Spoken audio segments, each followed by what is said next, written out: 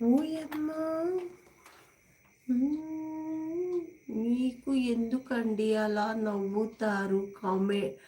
కామెంట్లు చదువుతూ మీరు ఎందుకండి అలా నవ్వుతారు? కామెంట్లు చదువుతూ అంటున్నారు. మరి ఏం చేయనండి?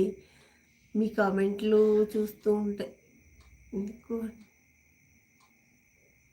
ఇడ్లీ అండి. ఓ ఇడ్లీ తిన్నారా? సారీ అండి లక్ష్మి.